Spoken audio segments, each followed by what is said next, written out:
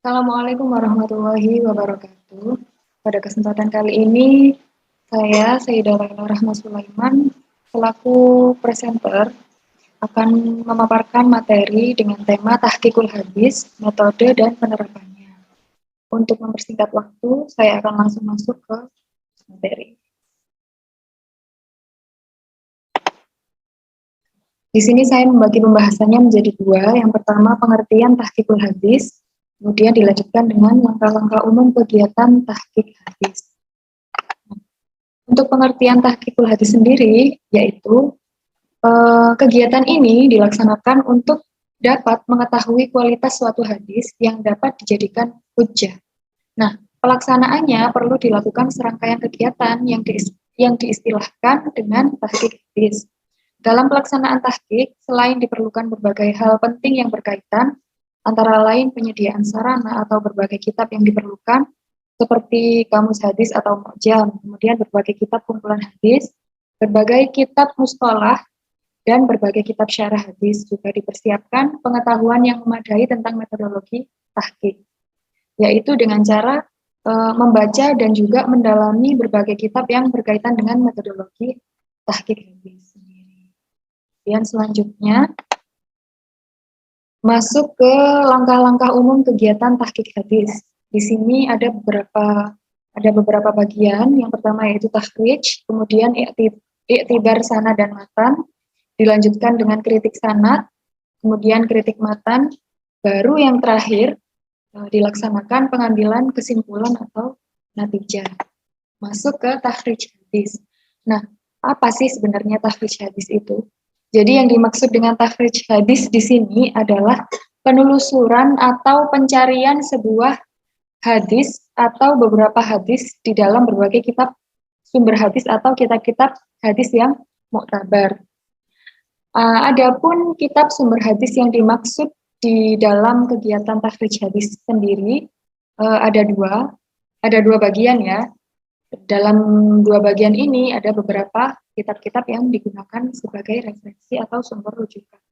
Nah, bagian yang pertama yaitu kitab himpunan hadis yang memuat matan hadis lengkap dengan sanadnya. Biasanya yang digunakan yaitu kitab Sahih Bukhari, kemudian Sahih Muslim, kemudian Sunan Abi Dawud, Sunan At-Tirmidzi, dan juga Musnad Ahmad. Kemudian di bagian yang kedua yaitu ada kitab tafsir, fikih, serta tarikh atau sirah yang mengandung matan hadis lengkap dengan sanadnya. Biasanya kitab-kitab yang digunakan yaitu tafsir At-Tabari, kemudian tafsir Ibnu Katsir, Al-Um oleh Asy-Syafi'i, kemudian Sirah An-Nabawi oleh Abu Ishaq dan Ibnu Hisham. Selanjutnya, setelah melakukan kegiatan takhrij dengan menggunakan beberapa sumber rujukan, maka bisa ditentukan jenis-jenis metode takhrij yang dapat dipakai mencari hadis di dalam berbagai kitab sumber. Nah, ini ada beberapa langkah. Langkah yang pertama, takhrij dengan periwayat pertama, yaitu mencari hadis dengan berpedoman pada periwayat pertama atau sanad terakhir sebuah hadis, yaitu pada generasi sahabat. Nah, kitab yang boleh digunakan dengan metode takhrij yang pertama ini ada dua. Yang pertama, kitab Atraf al-Hadis, kemudian yang kedua, kitab Musnad. Nah, metode takhrij yang kedua ini dengan tema takhrij dengan tema atau kandungan, yaitu bil maudhu'i. Nah, bil maudhu'i ini adalah kegiatan takhrij yang mencari hadis dengan berpedoman pada tema yang terkandung dalam sebuah hadis. Nah, dalam kegiatan takhrij yang kedua ini, atau takhrij bil maudhu'i ini, kitab yang boleh digunakan ada 3. Yang pertama, Miftah Kunuz As-Sunnah oleh A.J. Wengsing. Kemudian yang kedua, ada Al-Muni'an Hamlus Safar fi takhrij ma fil ihya minal akhbar oleh Abdurrahman Al-Iraqi. Kemudian yang ketiga ada Ad-Dirayat fi Takhrijil Hadis. Kemudian selanjutnya kegiatan takhrij kegiatan metode takhrij yang ketiga, yakni bil-lafzi. Nah, bil-lafzi ini yaitu mencari hadis dengan berpedoman pada lafaz sebuah hadis. Nah, kitab yang boleh digunakan ada Al-Mu'jam Al-Mu'jam Al-Mu'jam Al-Mufahras lil Lafzi Al-Hadis An-Nabawi oleh Ajiwensi. Kemudian selanjutnya, kegiatan takhrij yang keempat yaitu dengan awal kalimat atau mencari hadis dengan berpedoman pada awal matan sebuah hadis. Nah, kitab yang boleh digunakan dalam kegiatan takhrij yang keempat ini ada 3. Yang pertama, Ajami As-Saghir min hadisil Bashir An-Nadir oleh As-Suyuti. Kemudian yang kedua ada Al-Fat Al-Kabir Fiddam Az-Ziyadah Al-Jami'is Saghir oleh As-Suyuti juga. Dan yang terakhir ada Mausu'ah Atroful Hadis An-Nabawi Asy-Syarif. Kegiatan yang terakhir yaitu takhrij dengan keadaan sanad atau matan. Nah, kegiatan ini adalah mencari hadis dengan berpedoman pada keadaan sanad atau matan hadis atau kedua-duanya. Nah, metode ini dapat ditempuh melalui 3 cara. Yang pertama, sanad hadis dilihat dari segi mutawatirnya. Kemudian yang kedua, matan hadis dilihat dari segi bentuknya. Kemudian yang terakhir adalah keadaan sanad dan matan hadis ditinjau dari keadaan sanad dan matan hadis. Nah, keduanya boleh disifatkan dhaif atau maudhu. Selanjutnya, iktibar sanad dan matan. Nah, dengan melakukan iktibar akan tampak dengan jelas seluruh sanad hadis yang diteliti. Demikian juga nama-nama periwayat dan metode periwayatan atau siwat tahammul yang digunakan oleh setiap periwayat yang terlibat dalam periwayatan hadis yang bersangkutan. Nah, oleh sebab itu, kegunaan iktibar ini selain untuk mengetahui keadaan sanad hadis seluruhnya dengan maksud untuk mengetahui ada atau tidak adanya pendukung dalam bentuk mutabe atau syahid, juga adalah untuk mengetahui keadaan persambungan setiap sanad sampai kepada Rasulullah SAW. Kemudian dari sini juga akan dapat diketahui bahwa hadis yang diteliti itu berstatus sebagai hadis mutawatir atau hadis ahad.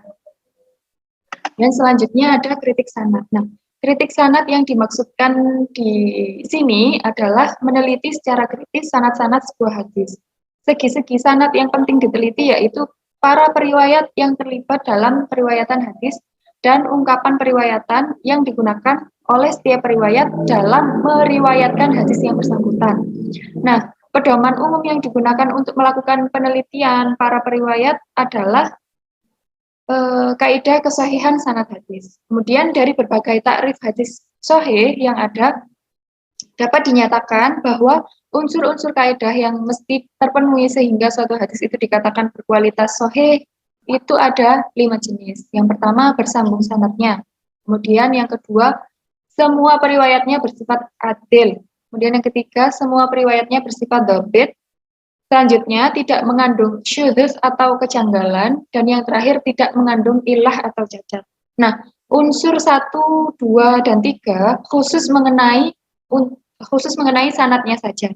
Sedangkan unsur 4 dan yang terakhir dan yang kelima, selain berkaitan dengan sanad, juga berkaitan dengan matan hadis, atau bisa dibilang unsur yang keempat dan kelima ini mencakup semuanya, sanad dan juga matan. Selanjutnya kritik matan. Nah, kritik matan yang dimaksud di sini adalah meneliti matan-matan hadis secara mendalam. Unsur kaidah kesahihan matan hadis pada garis besarnya ada 2 jenis, yaitu matan hadis itu terhindar dari adanya syudzuz atau kejanggalan dan ilah atau cacat. Bagi suatu matan hadis diketahui mengandung syudzuz setelah matan hadis yang semakna dengannya dibandingkan. Karena semua periwayat hadis itu bersifat sikoh dan sanadnya bersambung, maka matan yang menyalahi riwayat dari periwayat yang banyak itu dinyatakan mengandung syadz atau janggal. Dan selanjutnya, bagi suatu matan hadis diketahui mengandung ilah setelah seluruh matan hadis yang semakna dengannya dibandingkan, karena terdapat sesuatu yang tersembunyi dan sukar diketahui, maka matan hadis yang bersangkutan dinyatakan mengandung ilah atau cacat. Setelah melaksanakan berbagai kegiatan tadi, dari takhrij, kemudian iktibar matan dan sanad, kemudian kritik matan, barulah kita mencapai kegiatan yang terakhir, yaitu pengambilan kesimpulan atau natijah. Nah, hadis yang memenuhi syarat hadis sahih, yaitu sanadnya bersambung dari awal atau penyusun hadis hingga kepada Rasulullah Shallallahu Alaihi Wasallam. Semua periwayatnya sikoh, yaitu adil dan dhabit, atau setiap riwayat yang disifatkan oleh Ibnu Hajar sebagai riwayat Ausofun Nas atau sikoh, tidak ada ilat bagi baik dalam sanad ataupun matan hadis tersebut, dan juga tidak syadz, maka sanad hadis itu dihukumi sahih. Jadi semuanya itu sempurna gitu, dari bersambungnya awal hingga kepada Rasulullah, kemudian riwayatnya itu sikot, yaitu adil dan dhabit, kemudian setiap matan dan hadisnya ini, matan dan sanadnya ini tidak mengandung ilah dan syadz, itu dihukumi sebagai hadis yang sahih. Nah, untuk memastikan kesahihan sanad sebuah hadis, peneliti harusnya menyebutkan nama periwayat, terutama mereka yang dipertikaikan oleh ulama pribadinya dan pandangan ulama ahli kritik hadis terhadap kredibilitas setiap periwayat.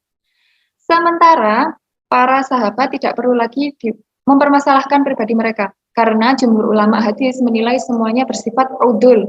Selanjutnya, sanad sebuah hadis dihukumi hasan jika syarat hadis hasan terdapat pada sanad hadis yang bersangkutan, yaitu memenuhi semua syarat hadis sahih kecuali ada periwayatnya yang kurang kedhabitannya.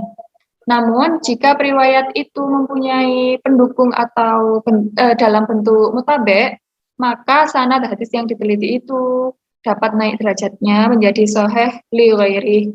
Sementara hadis yang terputus sanadnya atau salah seorang dari periwayatnya itu dhaif, atau sanadnya terdapat ittirab atau terdapat ilat atau juga syadz, maka sanad hadis itu dihukumi dhaif. Mungkin sekian dari saya. Kurang lebihnya saya mohon maaf. Assalamualaikum warahmatullahi wabarakatuh.